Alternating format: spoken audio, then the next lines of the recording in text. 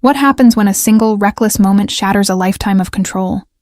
For Margot, life was a blueprint. Every line was perfect, every angle calculated, and her ambition was the skyscraper she was building day by day. She was the master of her own design. But one afternoon, stuck in the city's suffocating grip, she broke her own rules. A flirtatious challenge to a mysterious stranger on a motorcycle, a brief, thrilling taste of chaos in her world of order. She had no way of knowing he was Caspian Gallo, the Shadow, the city's phantom king, a man whose empire was built in the silence between secrets, and whose power was absolute. He wasn't just a man. He was the architect of a world she never knew existed, and her ambition had just made her the centerpiece of his most dangerous design. This is a story of ambition and obsession, of a woman who built her own cage, and the man who held the only key. A tale where a chance encounter was never chance at all, and where surrendering control could be the most powerful move of all. So dim the lights, hold your breath, and let's discover what happens when the architect meets the king. Comment with the emoji if you believe some risks are worth taking. Subscribe for more cinematic stories of dangerous attraction, hidden empires, and the intoxicating thrill of losing control. Because sometimes, the greatest prison isn't the one built around you. It's the perfect life you're desperate to escape. Control was Margot's religion. She was its most devout follower, finding salvation in the clean lines of a floor plan, in the rigid schedule of a project met, in the predictability of her meticulously orchestrated days. Her life was a skyscraper of her own design, ambitious, flawless on the outside, and built on a foundation of iron discipline. Today, however, that foundation was trembling. The city of Chicago suffocated under the weight of an August afternoon. The sun beat down on the asphalt, turning it into a panting black mirror that distorted the air into waves. Inside her German sedan, the air conditioning sighed a lukewarm breath, a pathetic attempt to combat the heat seeping through the windows. She was stuck, a metaphor almost too cruel for how she had been feeling for the past few months. Her nails, painted a discreet and professional nude, drummed an unsteady rhythm against the leather of the steering wheel. 1, 2, 3 quick taps. Pause. The symphony of horns outside was an echo of the cacophony in her mind. The client's email, Mr. Peterson's, burned in her memory. The passive-aggressive words dissecting weeks of her work with the precision of a scalpel. Minor adjustments, he had called them. Margot knew it would mean sleepless nights. Again. She closed her eyes for a moment, the back of her neck damp with sweat. She felt like one of her scale models, perfect, precise, but trapped under a glass dome, watched and judged. Control, her deity, was demanding too many sacrifices. That was when the sound cut through the monotony. It wasn't the high-pitched scream of a sport bike, nor the rattle of an old engine. It was a low, guttural growl, a sound that didn't ask for passage but took it. Margot opened her eyes. Gliding through the narrow corridor between the lines of stopped cars came a motorcycle. It was black, but the color seemed insufficient to describe it. It was a black that absorbed light, a slice of night moving under the merciless sun. The machine's lines were aggressive and elegant, a panther of chrome and steel. A Ducati, she noted with her architect's eye, but customized, stripped of everything non-essential. Pure function, pure power. The rider was an extension of the machine. Wrapped in black leather from head to toe, he moved with a predatory grace, navigating the chaos with a calm that was almost an insult to everyone else's agitation. There was no hurry in his movements, only an inevitable certainty. He stopped exactly beside Margot's window, the engine vibrating in a deep purr that she felt more than heard, a resonance that traveled through her car's chassis and up her spine. She couldn't see his face, hidden by a dark, unadorned helmet, its visor a black mirror reflecting her own distorted image.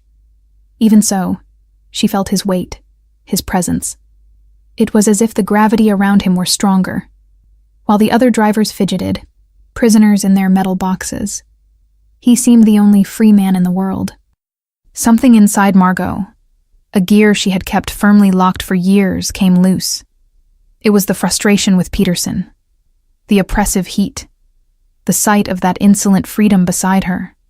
A bubble of rebellion rose in her throat, hot and unexpected. A reckless thought formed in her mind, and to her own horror, she heard it slip past her lips, her voice a little louder than intended to be heard over the traffic's hum. "Nice machine," she said. The words hung in the heavy air between them. He didn't move. For a second, she felt a wave of humiliation. Had he even heard her? Of course not. He was in his own world. She should roll up the window, focus on the traffic light, go back to her life of straight lines. But then, his head turned. Slowly. It wasn't a sudden movement of surprise, but a deliberate, controlled turn. He faced her, or at least the helmet turned in her direction faced her. The silence that followed was more intense than any horn. The world seemed to hold its breath. Margot felt her heart hammer against her ribs, a beat out of sync in her symphony of control. "What have you done?" A voice in her head hissed. "You don't talk to strangers. You're not that kind of woman." His gloved hand rose, not to wave, but to his visor. With a soft click, he lifted it. Just a few inches. Just enough. The afternoon sun didn't reach his whole face, leaving most of it in shadow, but his eyes found hers. They were gray. Not a soft gray, but the color of a storm gathering over the ocean, cold and deep, and full of a dangerous intelligence. And below them, a smile formed. It wasn't a friendly smile. It was a smirk, a wry slash in a face that seemed carved from stone, one that said he knew things. Maybe he even knew about the mutiny that had just occurred inside her. He didn't say a word. The silence was his answer. A silence that disarmed her completely. It was more magnetic, more arrogant, and infinitely more intriguing than any sentence he could have spoken. That silence assessed her, acknowledged her, and dismissed her, all in the same instant. The light ahead turned green. The smirk vanished. The visor snapped down with another click, sealing him back in his world. The growl of the engine deepened into a roar that vibrated in Margot's chest. And then, he was gone. He didn't speed away wildly. He simply flowed into the moving traffic, a shadow merging with other shadows, disappearing as quickly as he had appeared. Margot remained still, even as the car behind her honked impatiently. The air in her car felt different, charged with an electricity that wasn't there before. She could feel a hot blush creeping up her neck, betraying the calm she tried to project. Her hands, previously steady, now trembled slightly on the wheel. She pressed the accelerator, the movement mechanical, her body acting while her mind was still stopped beside that motorcycle. The entire encounter had lasted no more than 30 seconds, but it had left a fissure in her carefully constructed reality. He hadn't said anything, and yet she felt as if they had had an entire conversation, a dangerous one. She shook her head, trying to clear the image of those gray eyes. It was madness, a moment of stress. It meant nothing. She had work to do. She had the Valeriano Tower to design, the biggest contract of her career, a project that would cement her at the top. She needed control. She needed focus. But as she drove, the echo of that motorcycle's engine reverberated within her, a persistent low note that promised a kind of chaos she had never allowed herself to know. And for the first time in a long time, the perfection of her straight lines felt terribly, unbearably dull. 2 weeks, 14 days, 336 hours. Margot tried to bury the memory of that encounter under the weight of her work, layer by layer of CAD blueprints, endless meetings, and the omnipresent scent of strong coffee and printed paper. The mysterious biker became an anomaly, a miscalculation that her logical mind struggled to file away and forget. But he refused to go. Sometimes, in the silence of her minimalist apartment, with the Chicago skyline lit up beyond her panoramic windows, the memory would assault her. The growl of the engine, the stormy gray of those eyes. She would feel a phantom echo of that vibration in her chest, a shiver that had nothing to do with the temperature. It was irritating. It was a distraction she couldn't afford. Not now. The Valeriano Tower project was her obsession. It was more than steel and glass. It was her legacy. A 70-story needle of luxury and power that would pierce the sky an indelible testament to her vision. The competition had been brutal, the city's top architectural firms fighting like wolves over a prize. But Margot's proposal had been different, bolder. She hadn't just designed a building, she'd designed an experience, a fortress of exclusivity and opulence.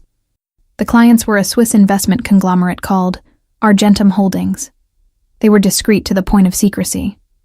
All communication was handled through a team of impassive lawyers in Geneva. There was no face to the money, just a name on a contract and stratospheric expectations. For Margot, this was perfect. No egos to massage, no faces to please. Just the pure pursuit of architectural perfection. That morning, the ozonic scent of a recent rain shower hung over the city. Margot was in her conference room, the cool, conditioned air a contrast to the humidity outside. A miniature model of the Valeriano Tower, printed in white resin, occupied the center of the polished mahogany table, like an idol on an altar. She and her small team, David and Chloe, were going over the plans for the 100th time. The deep caisson foundation is the only logical option with the proximity to the river, David said, his finger tracing a blue line on the blueprint. But the costs... The costs are not an issue, Margot cut him off, her voice calm and firm. Argentum made that clear. They want the best, not the cheapest. Still, Chloe chimed in, adjusting her thick-rimmed glasses. It's odd. I've never seen a client so... absent. They've approved everything, every over-budget item, every exotic material without a single question. Who are these people? Margot shrugged, projecting a confidence she didn't entirely feel. They're wealthy people who value their privacy, and who trust our expertise. That's all we need to know. But deep down, Chloe's question echoed an unease Margot had been ignoring. There was a strange sense of inevitability to it all. From the initial approval of her audacious design, to the way every bureaucratic hurdle seemed to dissolve before she even faced it. It felt less like an achievement and more like a script. A lie she told herself, that control was still in her hands. That evening, to celebrate the final zoning approval, the team went to a cocktail lounge atop a boutique hotel. The place was dark and intimate, with velvet armchairs and a stunning view of the city lights. Margot allowed herself a rare moment of relaxation, the taste of an expensive gin and tonic sharpening her senses. The conversation flowed, light and satisfied. For the first time in weeks, she felt genuinely at peace. She excused herself to get another round from the bar, enjoying the brief solitude. As she waited, her gaze drifted across the crowded room. And then, it stopped. Across the room, in a more secluded and shadowy booth, a man was watching her. It wasn't a casual glance. It was a fixed, penetrating stare, a beam of intensity in the dim light. He was in a suit, a dark fabric that seemed molded to his body. The light was faint, but she didn't need it to recognize him. She recognized the stillness, the aura of contained power, and above all, the eyes. Even at a distance, she felt the same color, the same depth. Storm gray. It was him, the biker. Margot's heart gave a painful leap, and then seemed to stop altogether. The glass in her hand grew cold, the condensation on her skin suddenly chilling. A low hum started in her ears, muffling the sound of conversations and ambient music. The air grew thin. Impossible, her mind screamed. A coincidence. In a city of 3 million people, it couldn't be. It was madness. He wasn't alone. 2 other men were with him, standing, not sitting. They weren't talking, just watching. Their posture wasn't that of friends or colleagues. It was that of guardians. Sentinels. The way their suits fit suggested something more than muscle underneath. He leaned forward, picking up a lowball glass from the table. The light from a small candle flickered across his face. There were no more shadows, no more visor. It was a strong, angular face, with a sharp jaw and a mouth that seemed naturally set in a serious line. He wasn't classically handsome. He was something more dangerous. He was attractive in the way a seaside cliff is attractive, majestic, but promising a fatal drop. He raised the glass in her direction. a silent toast across the crowded room.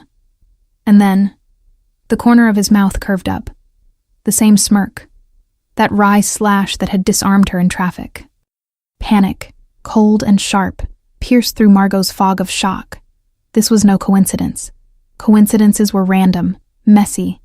This was precise, intentional. He knew who she was. Did he know she would be here? The idea was absurd, paranoid, and yet... She turned abruptly, her back to him, her heart hammering. Her hands were shaking. She gripped the edge of the bar, her knuckles turning white. "Miss, your order?" The bartender's voice startled her. "Nothing. I've changed my mind," she mumbled, her voice hoarse. She returned to her table, her face a mask of normalcy that cost every ounce of her willpower to maintain. "Margot, you're pale. Everything okay?" Chloe asked, concern in her eyes. "Yes, just a little dizzy. The heat, maybe," she lied, the excuse flimsy even to her own ears. She didn't dare look toward the booth again, but she could feel him. She could feel his gaze like a physical weight on her back. The evening's peace had been shattered. The lounge, once cozy, now felt like a trap. Every shadow seemed to deepen, to hide secrets. That night, in her apartment, she searched. The information was fragmented, whispered in old newspaper articles and obscure forums. The Gallo family, a Chicago crime dynasty that dated back to Prohibition. They were ghosts. Their names rarely appeared on formal charges, but they loomed like a dark legend over the city's business, both legitimate and illicit. And the heir, the current boss since his father's death, was an enigma. His name was Caspian Gallo, known in certain circles only as the Shadow, for his aversion to publicity and his brutal efficiency. Margot sat in the darkness, the laptop screen illuminating her terrified face. There was a photo, a single grainy paparazzi shot, taken outside a funeral years ago. It was him. The same face. The same eyes. The truth fell upon her, heavy and suffocating. The biker who had made her feel alive. The man in the bar who had made her feel hunted. And the unseen power that had paved the way for the project of her life. They were all the same person. The Valeriano Tower. The name echoed in her mind, mocking her. Valeriano. An old, elegant Italian name. A facade. Just like Argentum Holdings. She wasn't building a tower for a Swiss conglomerate. She was building a palace for the Mafia boss of Chicago. And he had been watching her from the very beginning. The architect who idolized control realized, with a chilling horror, that she had never had any control at all. She was just another piece on a board she didn't even know existed. And the player was a ghost with storm-gray eyes. The night was a succession of long, sleepless hours. Margot lay in her bed, the Egyptian cotton sheets, usually a comfort, feeling coarse and foreign against her skin. Every creak of the building, every distant siren in the city, was a signal, a threat. The Chicago skyline, which she had always seen as a field of opportunity, now looked like a concrete jungle, and she had just discovered that the predator at the top of the food chain knew her by name. Her mind, trained to find patterns and solutions, was spinning out of control. She replayed every interaction, every email, every document related to the Valeriano project. In retrospect, the signs were all there, like ghostwriting appearing under a new light. The ease with which the permits were issued. The lack of any real competition in the final phase. The project's name, Valeriano, sounding so deliberately noble and ancient. A perfect disguise. Caspian Gallo. The Shadow. The panic was a nauseating wave, but beneath it, something else began to form. Anger. A cold, sharp anger. She was no damsel in distress. She was Margot, the architect who built her career from nothing, who fought in a world dominated by men, who never asked anyone for help. And she had been played, manipulated. Her greatest professional achievement revealed as a gift from a dark king she didn't even know existed. The humiliation burned hotter than the fear. As dawn broke, the gray light found her on her feet, already dressed for work. an untouched cup of coffee in her hands. A decision had solidified amidst the chaos of her thoughts. She would not run. Running was what he would expect. Running was an admission of defeat. She would go to the final meeting scheduled for that morning, the meeting to sign the construction contracts. She would face him, not with accusations, but with the only weapon she possessed, her unshakable professionalism. She would show him that she could not be bought or intimidated. The Chicago office of Argentum Holdings was on the top floor of a historic downtown building. There was no plaque on the door, just a discreet suite number in polished brass. The air inside was thin and silent, the carpet so thick it completely muffled the sound of her heels. A receptionist of icy beauty led her down a hallway to a conference room with a view that rivaled her own apartments. The Swiss lawyers were there, the same impassive faces as always, seated on one side of a black glass table. Margot sat on the other, opening her leather portfolio with hands that, to her relief, were steady. She felt her heart hammer against her ribs, a dull war drum. "You are in control," she repeated to herself. "This is your domain." "Miss Margot," said the lead lawyer, his German accent precise. "We are just waiting for our client's main representative to finalize the proceedings." Margot merely nodded, her mouth dry. She braced herself for the entrance of some other proxy, another anonymous face. The door to the room opened without a sound, and Caspian Gallo walked in. The shock, even expected, was a physical blow. He sucked the air out of the room. In person, under the bright morning light, his presence was overwhelming. He wore a charcoal gray suit that fit his broad shoulders with tailored perfection.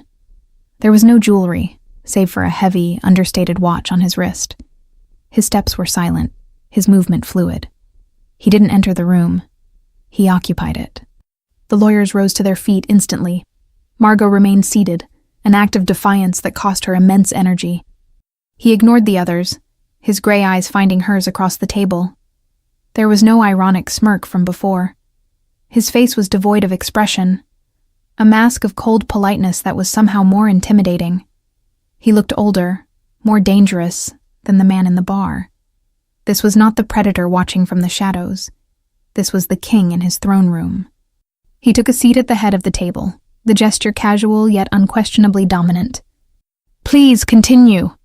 His voice was a calm baritone, but with a low timbre that seemed to vibrate in the glass of the table.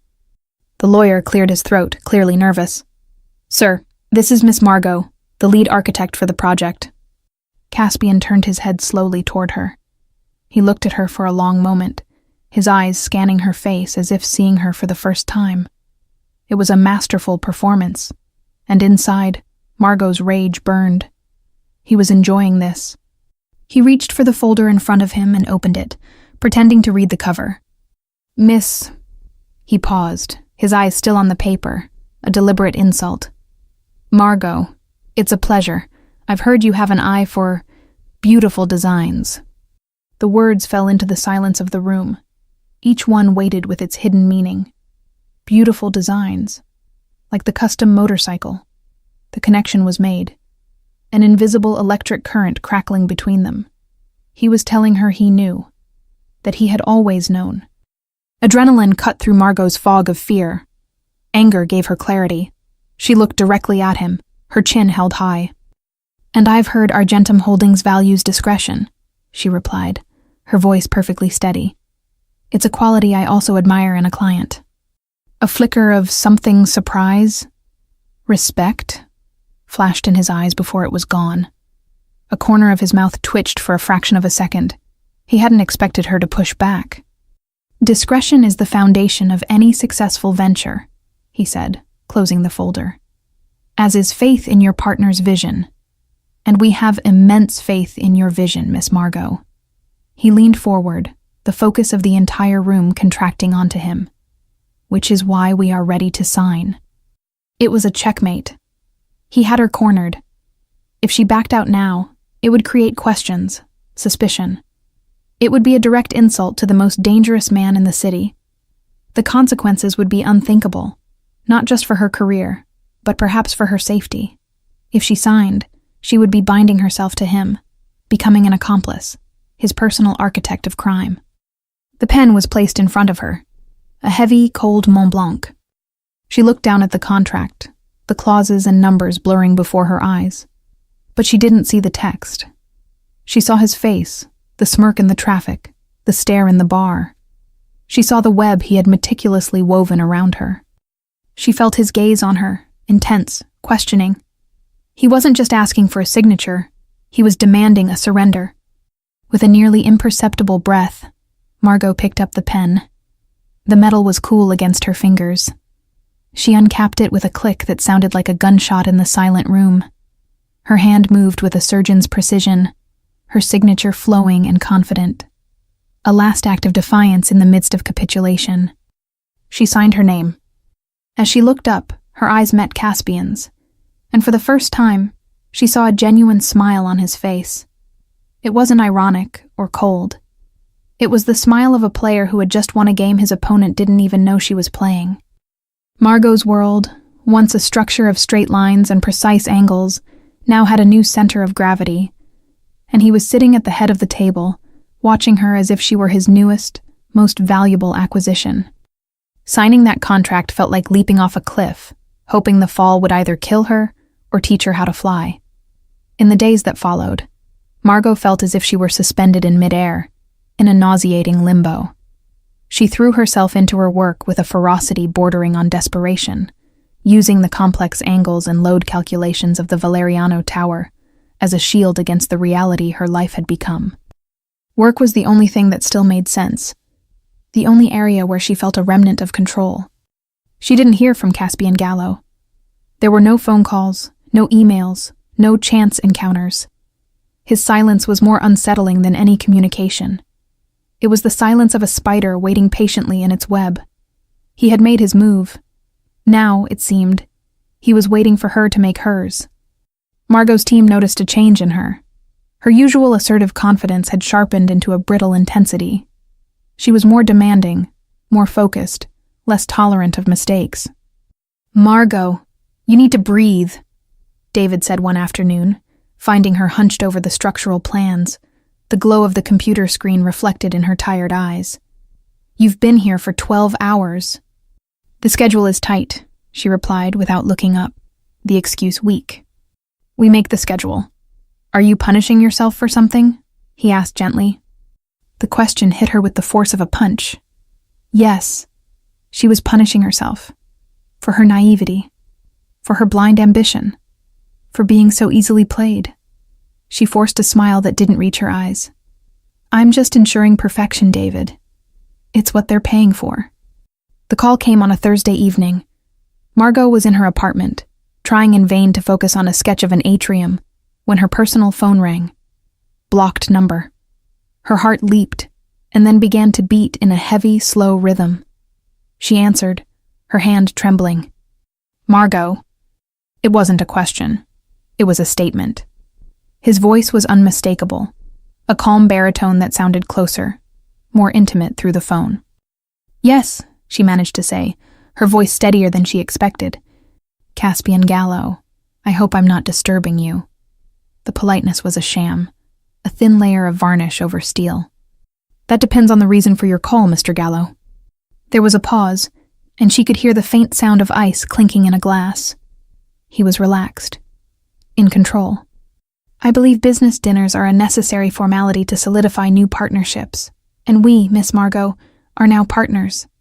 A car will be at your door in an hour." It wasn't an invitation. It was a summons. Her instinct screamed at her to refuse, to hang up, to build a wall. But she knew it would be useless. Saying no to this man was not an option. It was merely postponing the inevitable. "I'll be ready," she said, the capitulation leaving a bitter taste in her mouth. An hour later, an unmarked black sedan with windows so dark they looked opaque pulled up in front of her building. The driver, a large man with a boxer's face, got out and opened the door for her without a word. The ride was silent, gliding through the streets of Chicago like a ghost. The restaurant was none of the trendy establishments Margot knew. It was an old, discreet place on a quiet street, with a brick facade and a single oak door. Upon entering, she realized why. It was empty. completely. The tables were set with white linen and silver cutlery, the candles lit, but there were no other patrons, no waiters in sight. Only Caspian, standing near a table in the center of the room, watching her.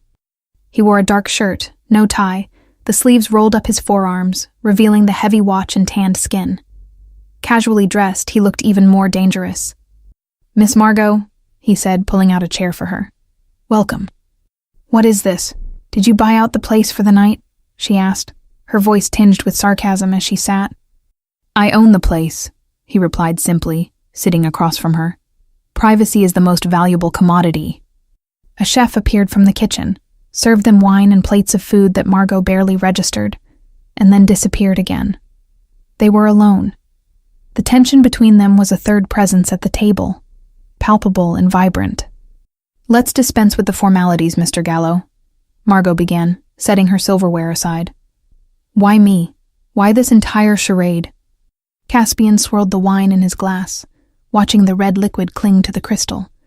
His gray eyes rose to meet hers. "Because you were the first person in almost a decade who looked at me and didn't see a ghost or a vault," he said, his voice low and serious.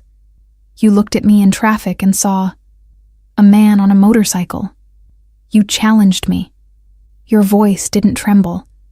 There was no fear, no calculation. Just truth.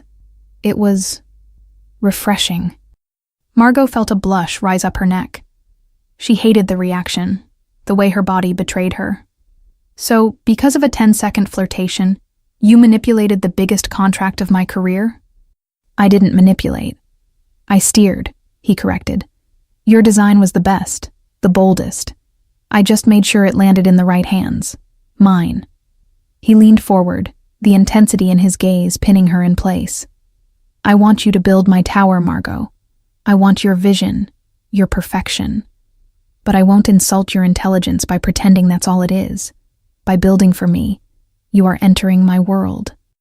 "I don't want to enter your world," she retorted, her voice weaker than she intended. "You already did when you signed that paper," he said, not cruelly, just stating a fact. "The question now is not if, it's how. You have a choice."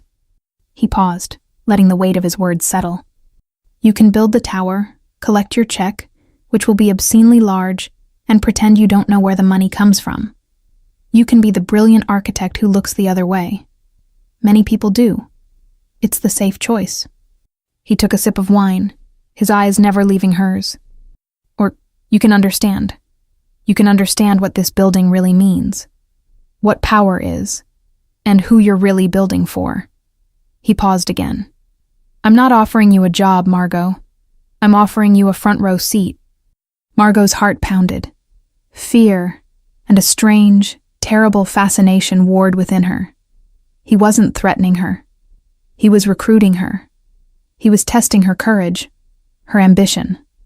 The part of her that had always wanted more, that drove her to be the best, felt dangerously drawn to the offer. "And why would you give me that choice?" she whispered. Caspian Gallo leaned back in his chair, the shadow of a smirk touching his lips. A smile that didn't reach his eyes. "Because I suspect, Miss Margot," he said softly, "that you've never been the type to look the other way." The choice Caspian offered her hung in the air between them, heavy and iridescent like an oil slick on water. Margot didn't answer, not verbally, but her silence, the way she didn't stand up and walk out, the way her gaze remained locked on his, was an answer in itself, an answer he seemed to understand perfectly. The rest of the dinner proceeded in a tense truce. They talked about architecture, about the city. He was surprisingly knowledgeable, discussing the tension between historic preservation and modernism with a sharp intelligence. Margot found herself, to her horror, engaged in the conversation. The professional part of her, the architect, couldn't resist a mind that understood her art. It was seductive and terrifying in equal measure. She was sitting at a table with a monster, and they were discussing the beauty of an exposed steel beam. The following weeks established a new, bizarre normal. Margot focused on the initial stages of construction.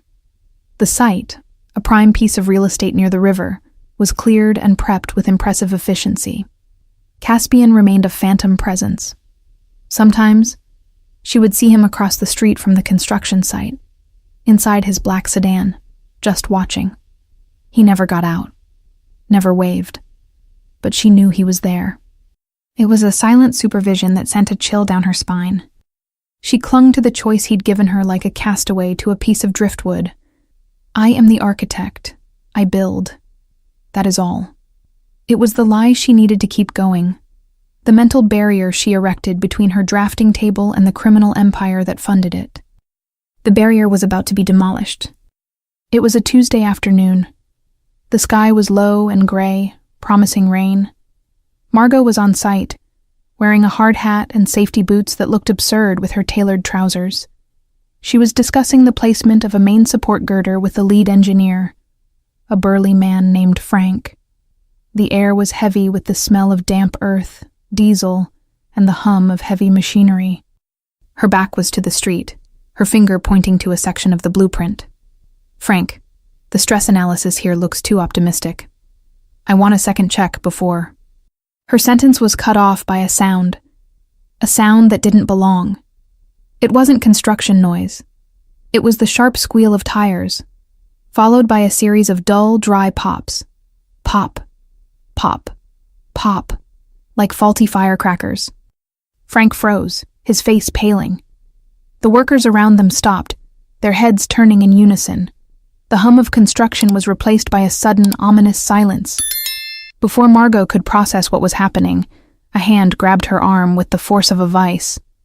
It was one of Caspian's men. A face she had seen before, always at a distance. A man named Leo, with a thin scar above his eyebrow. He had never spoken to her before. "Down, now!" he growled, his voice a low thunder. He didn't wait for her to comply. He pulled her with brutal force, throwing her behind a pile of steel rebar just as chaos erupted. The sound of shattering glass split the air. One of the windows on the on-site office trailer exploded inward. Margot heard a sharp cry. More pops. She was crouched in the damp dirt, her heart hammering against her ribs so hard it hurt. The scent of gunpowder, acrid and metallic, mixed with the smell of impending rain. Leo was crouched in front of her, a human shield. From somewhere inside his suit jacket, he produced a gun. The sight of the black matte pistol in his hand made everything surreally, horribly real. This was not a movie. This was not a story. It all lasted maybe 20 seconds, but it felt like an eternity. Then, as quickly as it began, it stopped. The only sound was the wind whistling through the unfinished steel beams and the frightened cry of someone in the distance. Leo remained tense for another few seconds, his head cocked, listening. Then, he relaxed minimally. "Stay here," he ordered, and moved, gun still in hand, toward the street. Margot couldn't obey. Trembling, she got to her feet, peeking over the pile of steel. On the street, a black sedan was stopped at an odd angle, its doors open. Two bodies lay on the asphalt beside it. Men in suits. Further down, another car squealed its tires and disappeared around a corner. She felt a wave of bile rise in her throat. The world spun. Her knees buckled. She leaned against the cold rebar, the metal biting into her palms. The smell of gunpowder and blood. It would be seared into her memory forever. 5 minutes later, the site was swarming with men in dark suits. They appeared from nowhere, moving with a calm, terrifying efficiency. They secured the area, tended to the wounded one of Caspian's men had taken a bullet in the shoulder, and managed the terrified workers. There were no police, no approaching sirens. This was a parallel universe, with its own rules and its own emergency services. Margot stood near the trailer, wrapped in a blanket someone had put over her shoulders, shaking uncontrollably. That's when she saw him. Caspian's car glided onto the site and came to a stop. He was out before the vehicle had fully halted. He wasn't wearing a suit, but dark trousers and a black leather jacket. He looked as if he had stepped directly out of her most recent nightmare. His face was a mask of cold fury. The usual calm was gone, replaced by a lethal stillness that was infinitely more frightening. His gray eyes were chips of ice. He strode past his men, his presence silencing all murmurs. He didn't ask what happened. He already knew. His eyes swept the scene, absorbing every detail. Then, they landed on Margot. He walked toward her, each step deliberate. He stopped in front of her, so close she could smell the faint scent of rain and leather that clung to him. He didn't ask if she was okay. He reached out, not to touch her, but to brush away a stray strand of hair that had stuck to her dust-streaked face. The gesture was surprisingly gentle, a shocking contrast to the violence hanging in the air. "They shot at my sight, at you," he said. His voice wasn't loud, but it cut through the air. It wasn't a question. It was an indictment of the universe. The idea that someone had dared to touch her seemed to offend him on a primal level. Margot couldn't speak. She just stared at him, her eyes wide with terror. The barrier in her mind, the lie that she was just the architect, had crumbled to dust. She wasn't a spectator in the front row. She was on the stage, and the play was a bloody tragedy. "That," Caspian said, his eyes never leaving hers, but his voice projecting so his men could hear, "was a mistake that will not go unanswered." In that moment, looking at the contained rage on his face, Margot understood. The choice he had given her was an illusion. There was no looking the other way. His world wasn't just around her. Now, because of her, it had burst into flames, and she was trapped in the center of the inferno. The violence of that day left an indelible mark. It wasn't a physical wound, but something deeper, a fracture in her perception of reality. Margot's world, once a place of logic and order, now contained the possibility of a sudden eruption of chaos. She heard the sound of squealing tires in her dreams and woke up to the phantom scent of gunpowder in her nostrils. Caspian drove her home himself. The silence in the car was thick, heavy with unspoken words. He didn't try to offer apologies or empty reassurances. He simply walked her to her apartment door, waited for her to get inside, and posted 2 of his men in her hallway. Guards or jailers. Margot wasn't sure. Margot. In the following days, his presence in her life became manifest. He was no longer watching from a distance. A car followed her discreetly to work.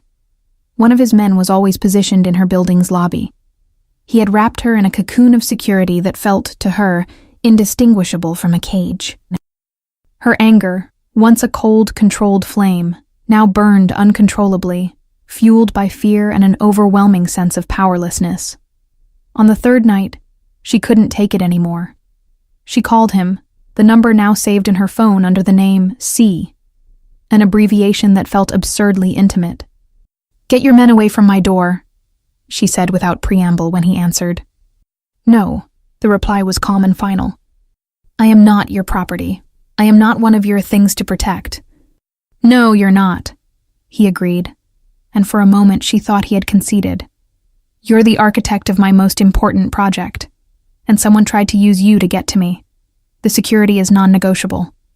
"This isn't about security, it's about control. Your control!" she yelled, her voice breaking. "You dragged me into this."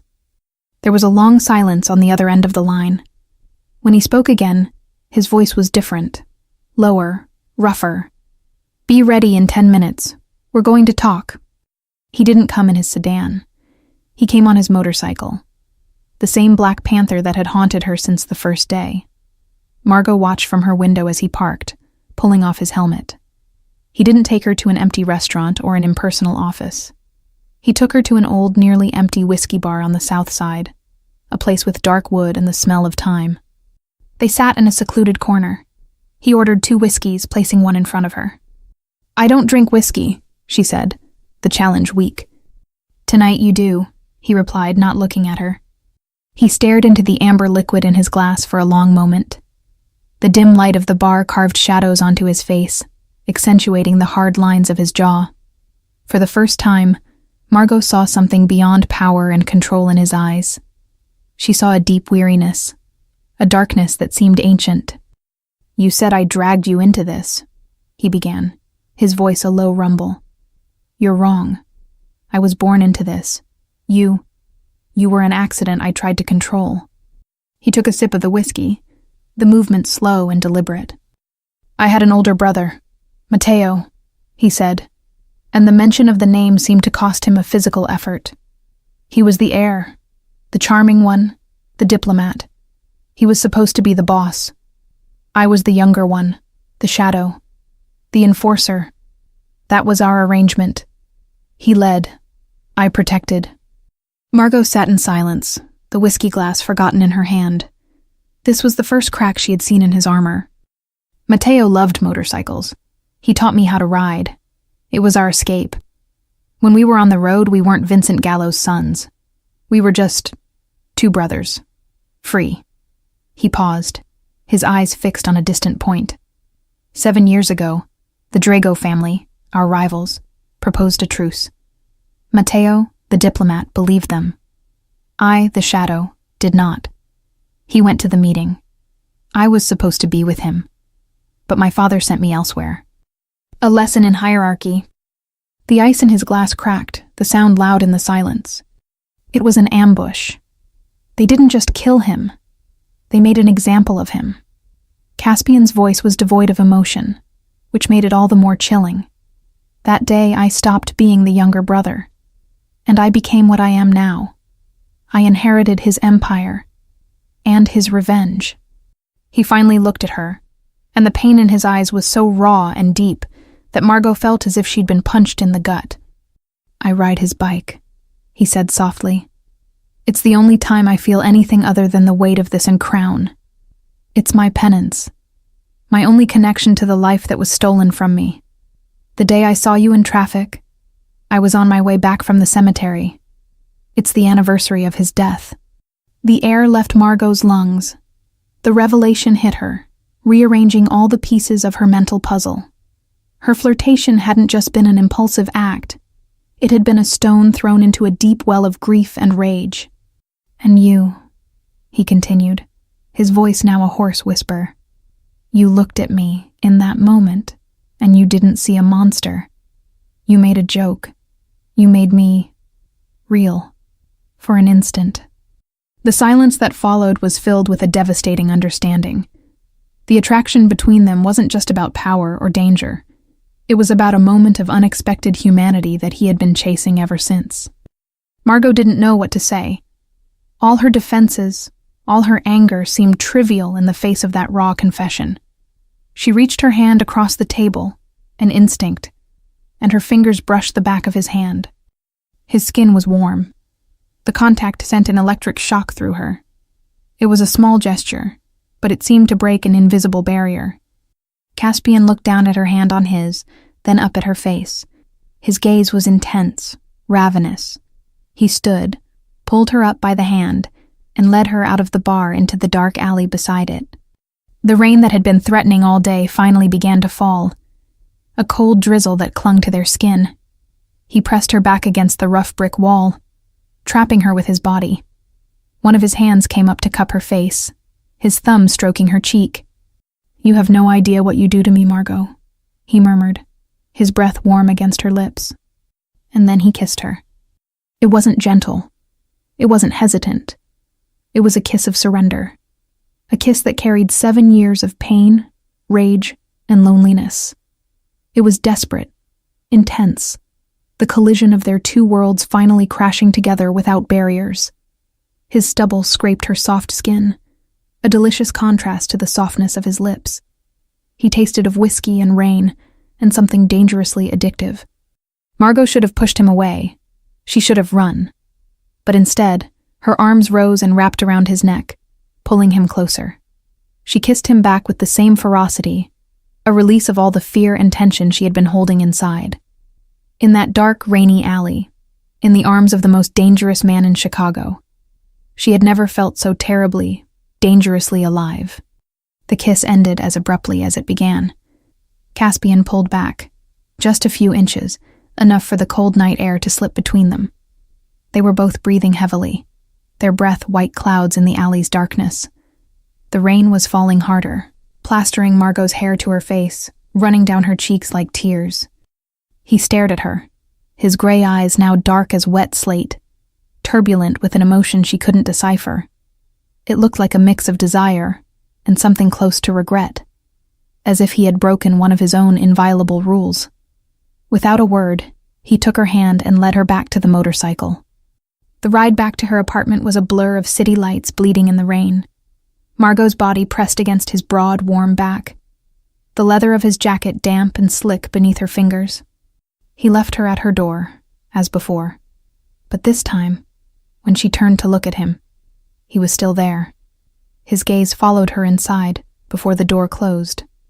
A silent link she felt long after she was alone in the quiet of her apartment. That kiss changed everything, and nothing. The guards were still there. The danger hadn't vanished. The Valeriano Tower still needed to be built. But the dynamic between them had shifted. The line between captor and protector, between client and something more, had dissolved into a thrilling gray area. They developed a strange, unspoken routine. Almost every evening he would pick her up, sometimes on the motorcycle, sometimes in the sedan. They never went to public places.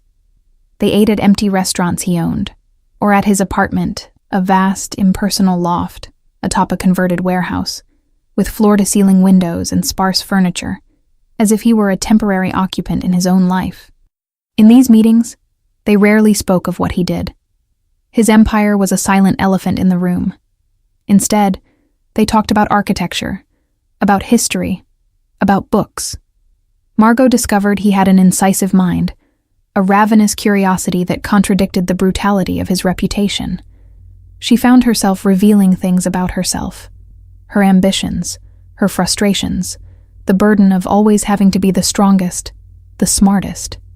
He listened, truly listened, with an intensity that made her feel as if she were the only person in the world. It was a dangerous intimacy, built on a foundation of violence and secrets. Margot knew she was playing with fire. Every shared laugh, every prolonged glance, was a step deeper into a labyrinth from which she might never escape. She was becoming addicted to the adrenaline of his presence, to the paradoxical calm she felt when he was near. The man who had turned her world upside down was becoming its center. "Who am I to you, Caspian?" she asked one night. They were in his loft, the city glittering below them like a carpet of fallen diamonds. He was standing by the window, a silhouette against the light. He turned to face her, a glass of whiskey in his hand. "You are a complication," he said, his voice low. "The most interesting complication I've ever had." "That's not an answer." He moved closer to her, stopping inches away. He didn't touch her, but she could feel the heat radiating from him. "You are the architect. You are the woman who wasn't afraid of me. And you are the only person who knows my brother's name." His voice was a rough murmur. "I haven't yet decided what that makes you." He leaned in and kissed her. This time, there was no desperation of the rain, only a slow, burning hunger. His hand slid to the nape of her neck, fingers tangling in her hair, while his other hand rested on the small of her back, a gesture that was both possessive and protective. Margot surrendered to the kiss, to the chaos it represented. It was easier than thinking. But the reality of his world was never far away. One evening, she was at his loft waiting for him when one of his men, Leo, came in. His face was pale in the dim light. "Miss Margot, you need to come with me now." "What happened? Where's Caspian?" Panic turned her blood to ice. "There was an incident. He's fine. But he asked me to take you somewhere safe." Leo led her through a series of service hallways and freight elevators to what looked like a luxury bunker in the building's sublevels. Only when the heavy steel door closed behind them did he seem to relax. It was then she noticed it. There was a dark, wet stain on his shirt sleeve. Blood. "What happened?" she repeated, her voice a whisper. Leo hesitated, his eyes avoiding hers. "The Dragos. They didn't appreciate our response to the attack at the construction site." Margot's mind raced. Our response. She didn't want to know the details, but the images her imagination conjured were worse than any description. Caspian didn't appear until nearly dawn. When he entered the bunker, he looked like a ghost. His suit was rumpled, there was a small cut on his cheek, and his eyes were empty. The storm had passed, leaving a dead, terrifying calm in its wake. He saw her, and a spark of life returned to his face. He crossed the room and pulled her into his arms, burying his face in her hair. His body was tense as a steel wire. She could smell the faint scent of smoke and something metallic and sick on him. She said nothing, just held him back, her hands flat against his back, feeling the tension in his muscles. In that moment, she was not the victim or the accomplice. She was his anchor, the one piece of his world that was not stained with blood. He pulled away, cupping her face in his hands. "They will never touch you again," he said, his voice hoarse with exhaustion and fury. "I swear it." Looking into the darkness in his eyes, Margot realized the terrible truth. The war with the Dragos was no longer just about business or old revenge.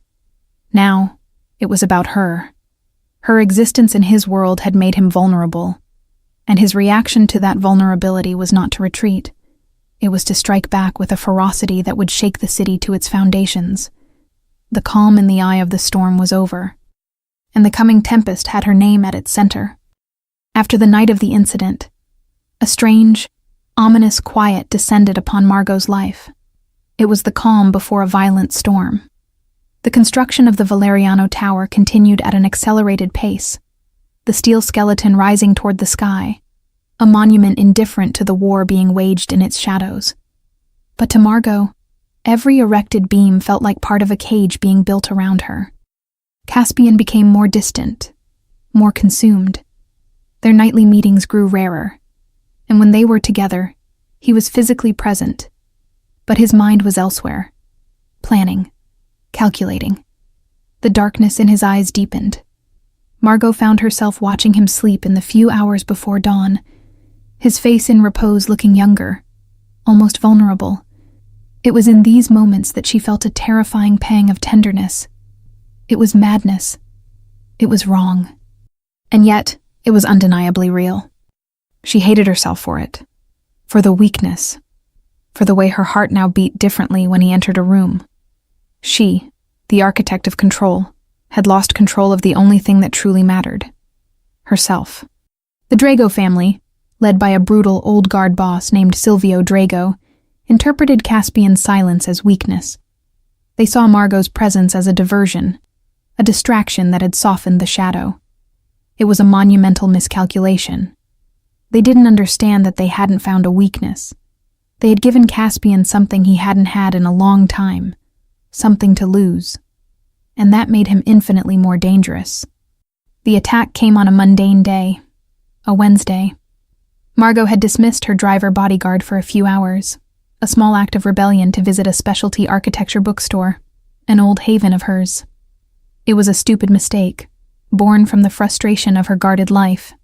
She was leaving the store, the scent of paper and dust still on her clothes, when a black van screeched to a halt beside her.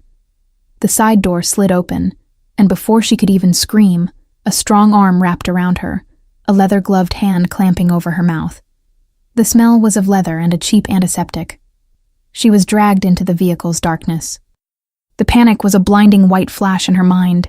She fought, kicking and squirming, but it was useless. A rough fabric hood was pulled over her head, plunging her into a total, suffocating blackness.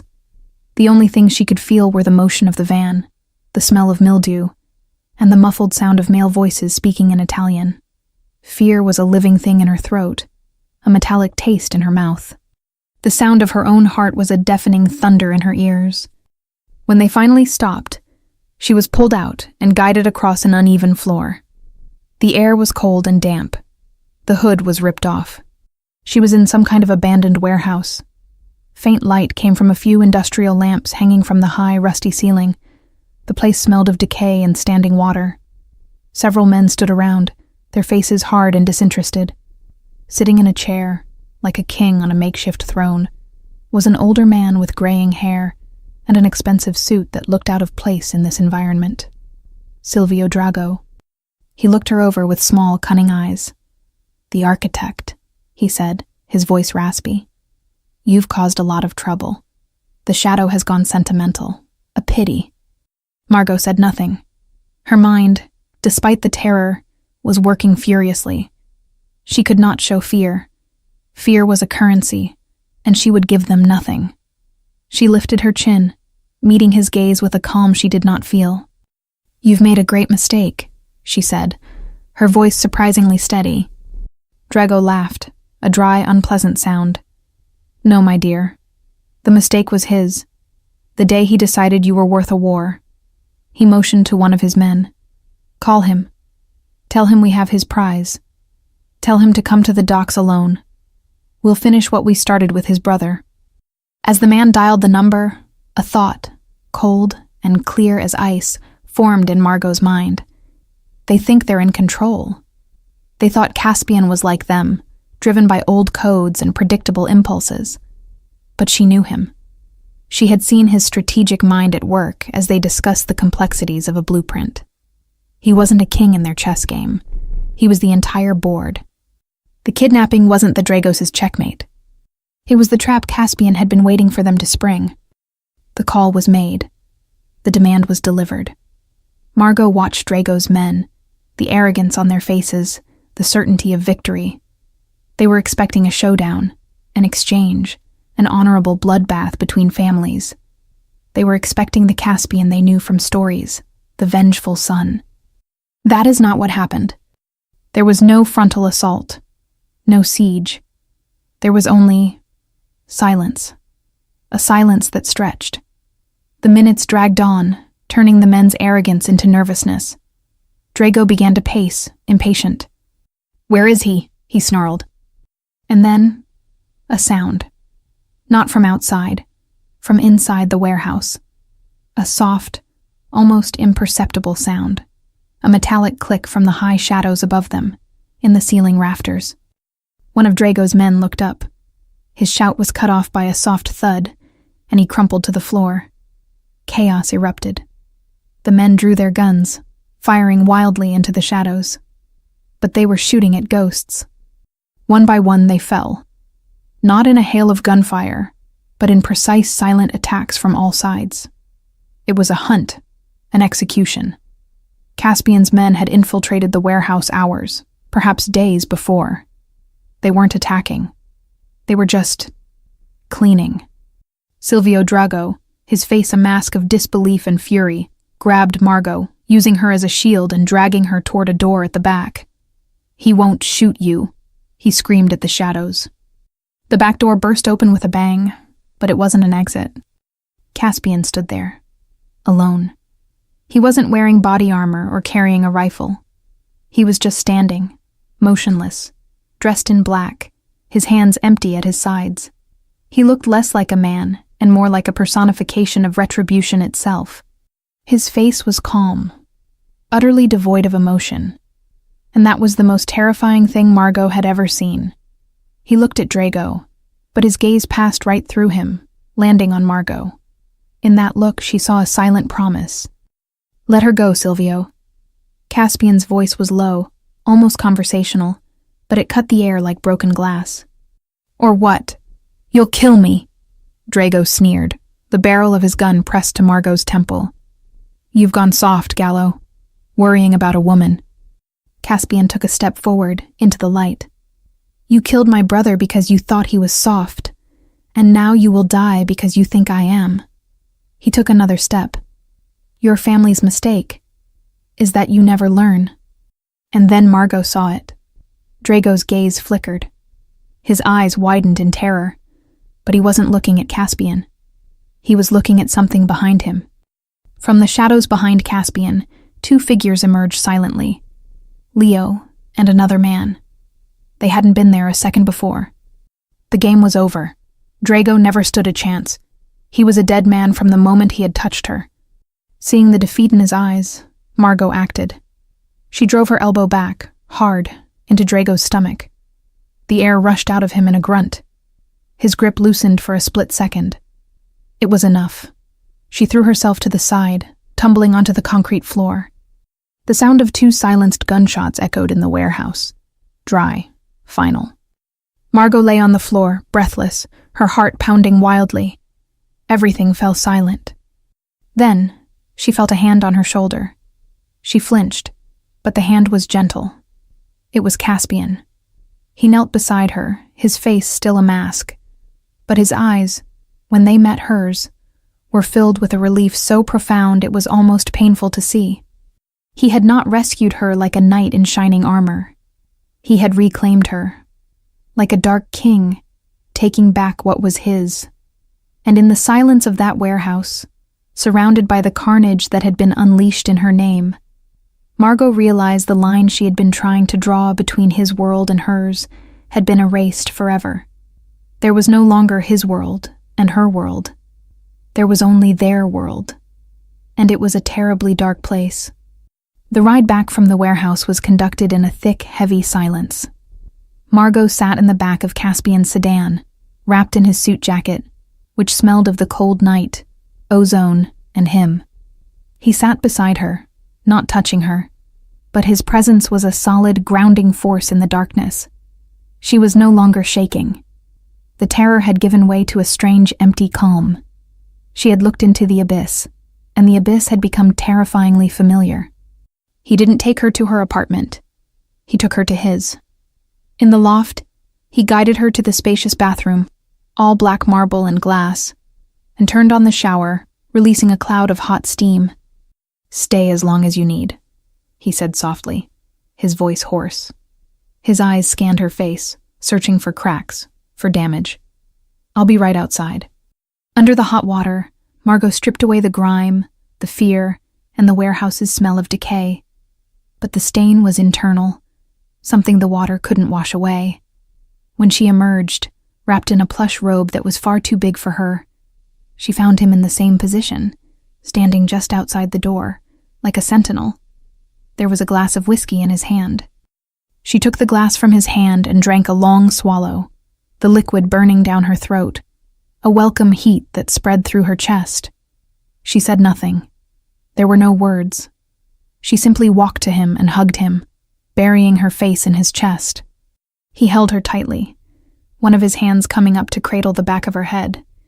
It was an embrace that held no passion, but something deeper. It was the hug of two survivors clinging to each other in the wreckage. For the first time, she felt his shoulders relax, a tension he must have carried for years finally dissipating. His war, his revenge for his brother, was over.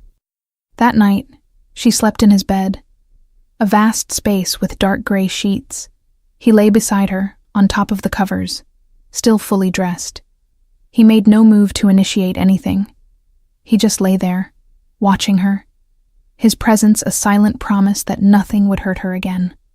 And in the silence of that night, Margot understood that the safety she felt with him was the most dangerous thing of all. The months that followed were a time of rebuilding, for the city and for her. The gang war, as the press called it, ended as suddenly as it began. With the Drago family decapitated, Caspian's empire consolidated. He became the unquestioned power, no longer a shadow, but a gravitational force in Chicago's underworld. For Margot, the rebuilding was internal. The trauma didn't disappear, but she integrated it. It became part of who she was. She returned to work on the Valeriano Tower with a new focus, a new hardness. She was no longer the naive architect. She knew who she was building for. She knew what the tower truly symbolized: power, permanence, victory. And she poured herself into making it the most magnificent fortress the city had ever seen. Her relationship with Caspian evolved into a complex partnership. They were lovers, yes, but they were more than that. They were confidants. He trusted her in a way he trusted no one else, discussing his legitimate businesses with her, valuing her strategic mind. And she, in turn, found in him the only person who understood the darkness she had glimpsed, both in the world and within herself. She watched him change. With his revenge finally settled, some of the darkness in his eyes receded. He smiled more. Not the wry smirks of before, but genuine smiles that reached his eyes. She was the cause of them. The responsibility and the power of that both scared and thrilled her. A year after the kidnapping, the Valeriano Tower was nearly complete. It was a masterpiece, a blade of glass and steel that sliced the sky, reflecting the city in its 1,000 facets. It was Margot's legacy, but it was also Caspian's throne. On a clear, cold autumn night, he took her to the top. They rode a construction elevator to the highest floor, still a raw space of concrete and exposed girders, open to the elements. The wind whistled around them, a lonely, mournful sound. The city stretched out below, a sea of glittering lights under a velvet dark sky sprinkled with stars. It was a breathtaking view, the view of a god. They stood in silence for a long time, just watching. "It's almost finished," Margot said, her voice nearly lost in the wind. "We're almost finished," he corrected her, turning to face her. The city light carved his face, making him look both familiar and strange. He looked like a Roman emperor, forged in shadow and power. "Margot," he began, his voice serious, "I never asked you to come into my world, but you're in it now. You've seen what I am, the worst of me." He took a step toward her, taking her hands in his. They were cold. "The war's over, the debt is paid, and now, you have a choice. A real one this time." Margot's heart began to beat faster. She knew what was coming. "I can give you anything," he said, his voice an intense murmur. "Money, a new identity, a new life anywhere in the world you want. You can walk away. Forget all of this. Forget me. I will make sure you are safe and free. Forever." The offer hung in the cold air between them. Freedom. The chance to go back to being just Margot, the architect. A life without the smell of gunpowder, without guards at her door, without the darkness in the eyes of the man she loved. She loved him. The realization hit her with the force of a physical blow. It wasn't admiration. It wasn't fascination. It wasn't Stockholm Syndrome. It was love. A complicated, dangerous, fire-forged love, but love nonetheless. "Or," he continued, his grip on her hands tightening, "you can stay." He gestured to the city below them. "And this city, this view, this power, will be as much yours as it is mine." He wasn't offering a ring. He wasn't offering marriage. He was offering an empire, a throne beside his own. Margot looked away from him, out at the stunning panorama. The city lights looked like jewels, cold and hard and beautiful. She, who had always sought control through straight lines and perfect plans, now understood. True power wasn't avoiding chaos. It was having the courage to stand in the center of it and call it your own. She remembered the woman she had been, stuck in traffic, frustrated with her perfectly controlled life. The woman who had flirted with danger out of sheer boredom. If only she had known. She turned back to Caspian. The wind whipped her hair across her face, but she didn't feel the cold. She looked into his eyes, the storm that was now her safe harbor. And she made her decision. The wind howled around them, a ghostly choir at the top of the world. Caspian waited, his face a mask of impassivity. But Margot could see the tension in the line of his jaw, the depth in his eyes that betrayed the vulnerability of his offer. He had laid his empire, and more importantly himself, at her feet. For the first time, the shadow was completely exposed to the light. Margot pulled her hands from his. It was a small gesture, but she saw a flash of pain in his eyes, the instant acceptance of rejection. He thought she was pulling away. But she didn't retreat. Instead, she stepped forward, closing the small space that remained between them. She raised her hand, not to push away, but to touch his face. His skin was cold from the wind, his stubble gently scraping her palm. It was the face of the man who had terrified her, intrigued her, and finally, captured her. "When I was a child," she said, her voice clear and steady above the sound of the wind, "I was terrified of heights. I used to have nightmares that I was falling." His eyes searched hers, trying to understand where she was going with this. "I built my entire life on the ground, Caspian. Safe, predictable. Every brick, every line, meticulously planned to avoid any chance of a fall." She smiled, a small, sad smile for the woman she used to be. "And then you showed up, on your motorcycle, and you pushed me off the cliff. He remained silent, his gaze locked on hers, allowing her to lead the conversation to its inevitable conclusion. "I've spent the last year in freefall," she continued, her voice gaining strength, "and it has been the most terrifying and the most real thing I have ever experienced. You didn't just show me your world, you showed me mine. And it was a gilded cage I had built for myself." She took another step, her body now pressed against his. He didn't move, as if he feared any movement might break the spell.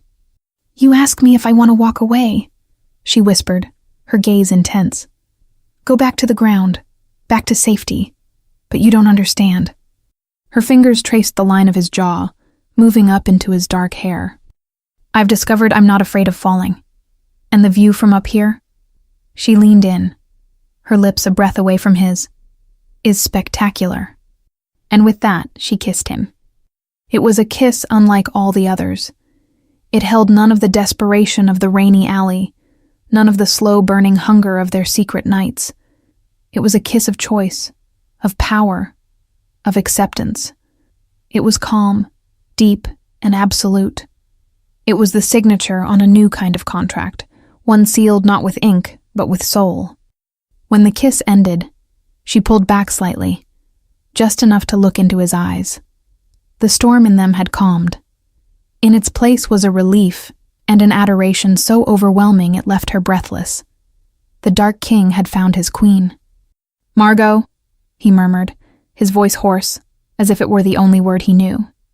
She smiled, a genuine smile full of a new, terrifying confidence. "I think the tower needs some minor adjustments," she said, the echo of her words from the very beginning hanging between them. "The top floor. It won't be an office. It will be our home." He laughed, a real, deep sound that reverberated through her chest. The sound of a man who had spent years living in the shadows and had finally found his son. He swept her into his arms, lifting her off the ground and spinning her around, the sound of his laughter mixing with the wind. In that moment, on top of the city that now belonged to them, they were not the Mafia boss and his architect. They were just a man and a woman who had found in each other a dangerous and perfect kind of home. Their story would not be a fairy tale.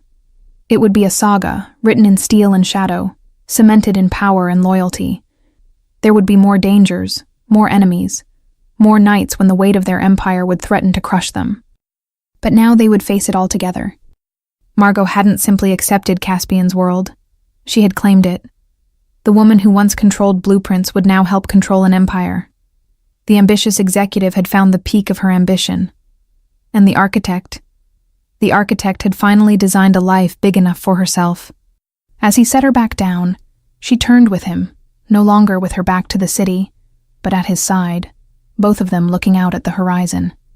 He wrapped an arm around her, pulling her close, a gesture of possession and partnership. The city lights glittered below, indifferent and eternal.